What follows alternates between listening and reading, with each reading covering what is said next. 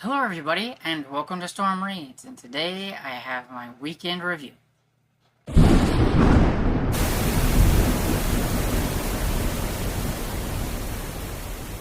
So like I said, today is the weekend review, so that means that I'm going to talk about the books that I read, what I'm currently reading, any YouTubers or booktubers that I might want to mention, and if I watched any TV or movies.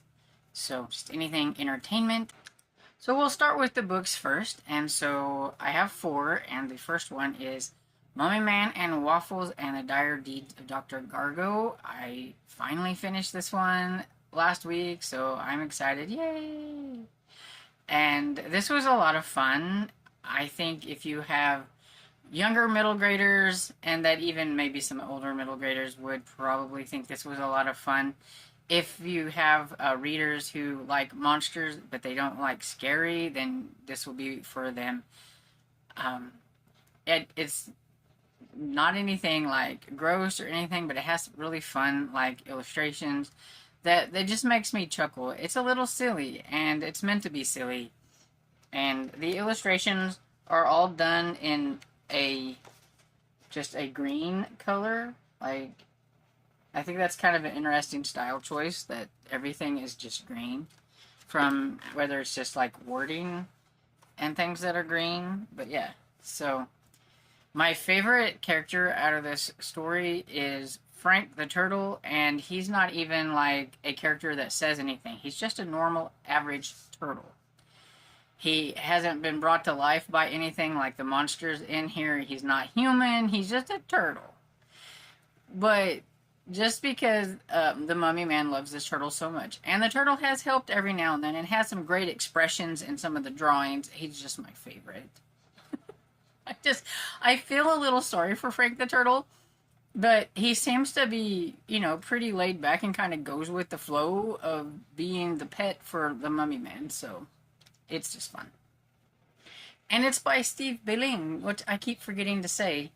And the illustrator was Rob Mamaritz, which probably butchering.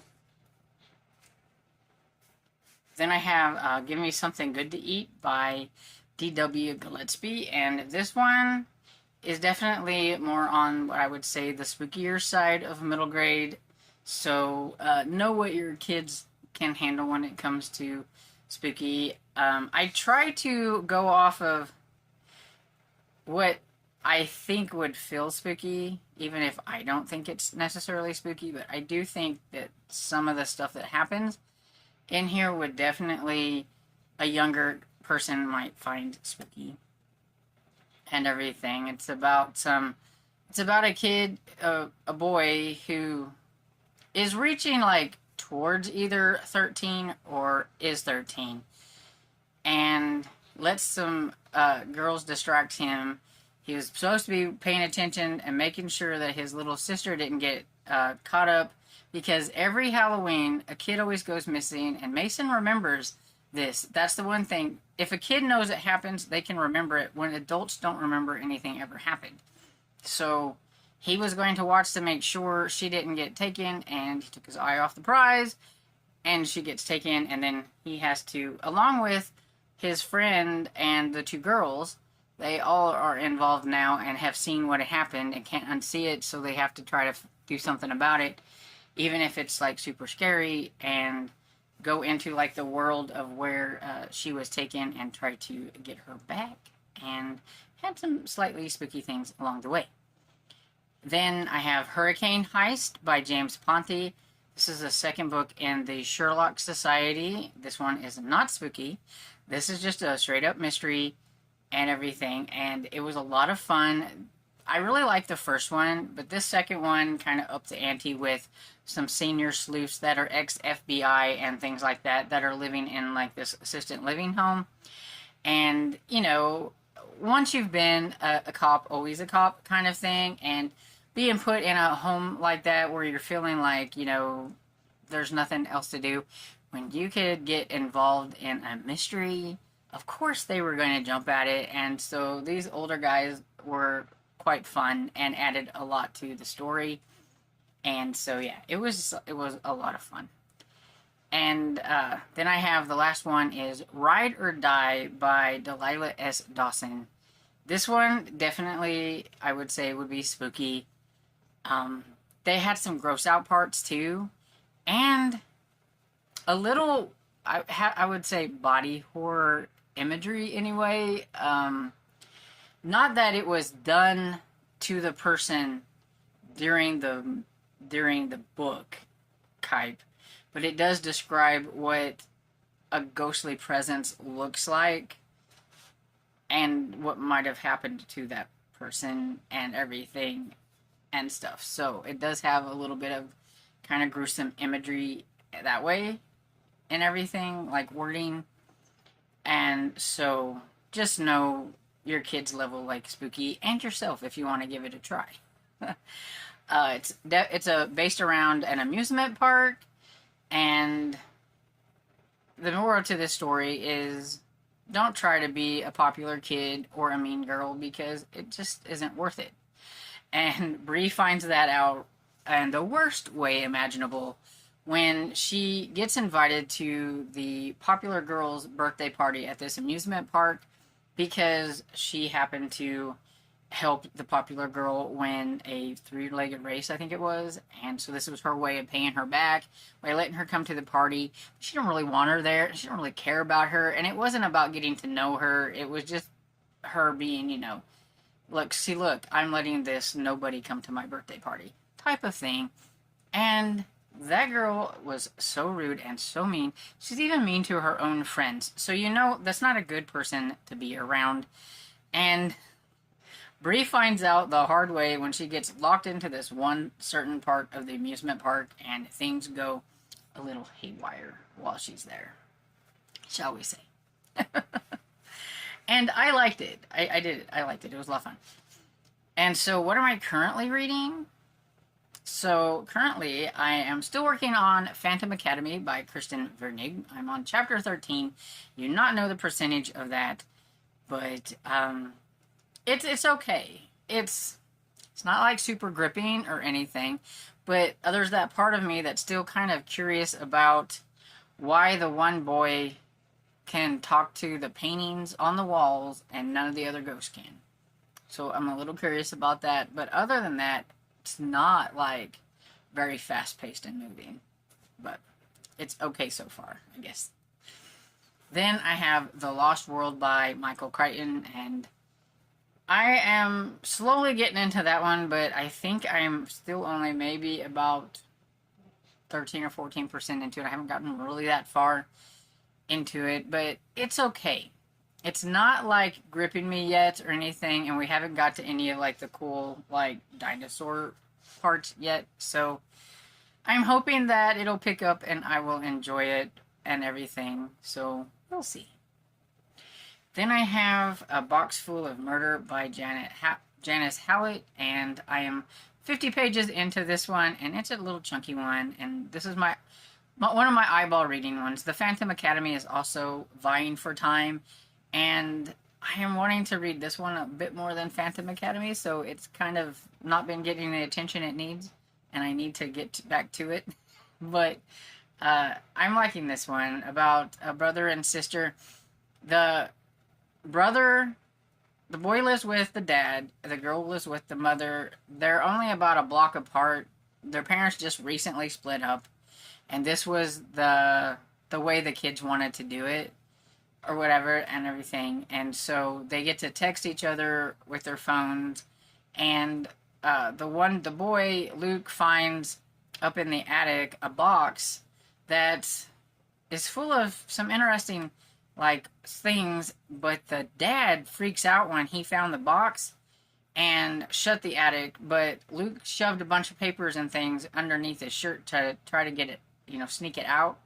So he's been sending her pictures, and since this is like a mixed media type where you do get like different, like the text messaging, and like right now it's like this is an incident report that we're going to be reading, and it does have like some picture imagery and things like that in it and stuff. And so they're finding out about this camp and that there was a murder apparently at this camp when a bunch of scouts were there. And so that's pretty much as far as I've gotten into the mystery, but you're trying to figure out the mystery right alongside the two kids and everything, and then try to find out who done it.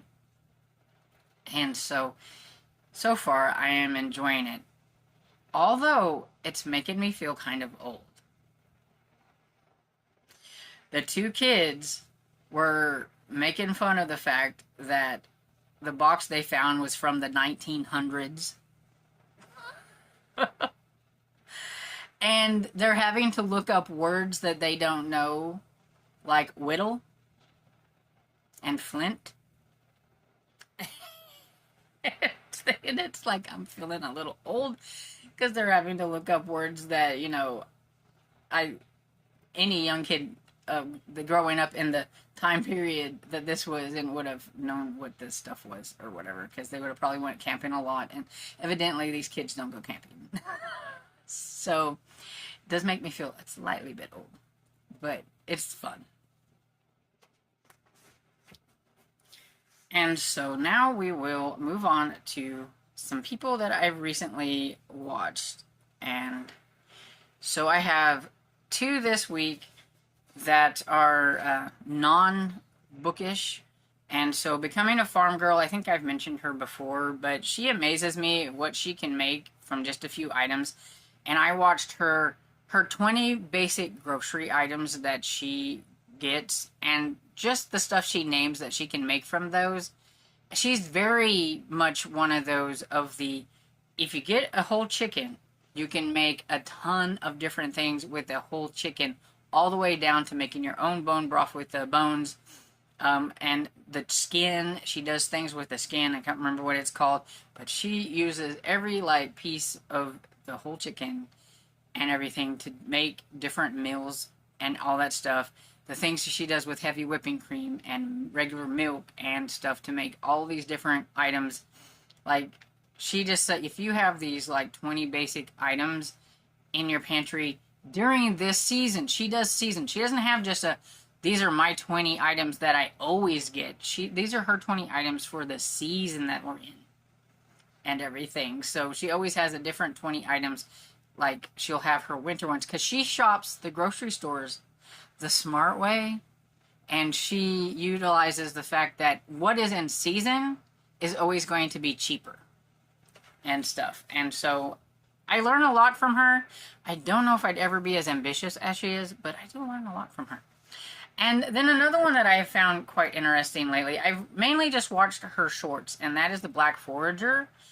And I will admit that her singing's a little strange and everything, but it does get the point across, because she evidently is an expert in wild, like, foliage, or however you say that, weeds and things.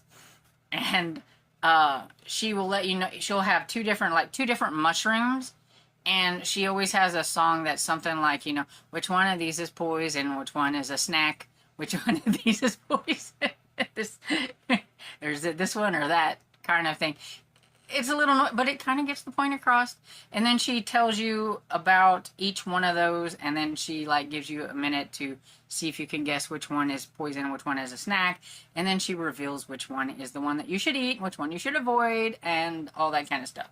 So it's just an interesting tidbit. She eats some of the most interesting things because she knows what she can forage for out in the wild, while I don't. So it's interesting. And then I have 3 bookish ones. And so we have Brian at Casper's Mystery Corner. I think that's what it's called. Now, he's a newer channel and only has a couple of videos, so you should go over there and check out his channel. I've watched both of his videos, and he had one about, I think, the 5 mysteries that, you know, is the reason he reads mysteries. And then he had a kind of a wrap-up of a week, I think, on there. So you should go check it out. And Casper is his, I think it's cockatiel or cockatiel, I think. I don't know my birds. But anyway, it sits on his shoulder sometimes. It's really cute. And then we have Crystal from Fiverr Artsy, because the Cryptid Readathon has been announced for next month. It's Cryptid November. So I watched one of those because I thought it was coming up, and so I looked for it, and I seen hers, and so she's the one that I'm going to put here, but I was mainly looking for the Cryptid Readathon announcements, and so you should go and check out her channel. And if you like anything Bigfoot, Mothman, and that sort of thing, this is the readathon for you. And then I have another new one, which is the Bibliophile Bookscape, and I watched his BookTube newbie tag, and then I watched one of his traveling book hauls, because he was hauling some books while he was traveling for work, and a lot of them were Goosebumps, so I know he's a good guy and everything. I think his name was Mike, but don't hold me to it. But those are the three that I'm going to mention for the bookish ones. And so then, what did I watch? I didn't really watch anything new TV show-wise. Just my same. I've been putting Columbo mostly these days in the background and everything. But I did watch a couple of movies that I never mentioned, and that is North by Northwest, starring Cary Grant, of course, the great Cary Grant, one of my favorite old-time actors, and I love North by Northwest. It's one of my favorite movies, and I just happened to see it was on Tubi, and I thought, you know what, I'm going to watch it. And then another one that I just happened to see, and it had Angela Lansbury in it, and so I was like, okay. And that's A Green Journey. Definitely not what you would think I'd be watching in spooky season, but it was about a retired school teacher who decides to go and she's getting a chance to go to Ireland, but she's wanting to go there because she has been corresponding with a gentleman there for a long time, and so it's going to be her chance to meet this gentleman. But he was holding a very big secret back, and I was not expecting that, and it was kind of, I was a little upset too. I was upset right along with her. It didn't go the way I thought the story was going to go, but it was still a decent movie. I think it's just mainly kind of like a, I don't know, maybe just kind of like a little bit of a drama, but not like, I don't know how to explain it.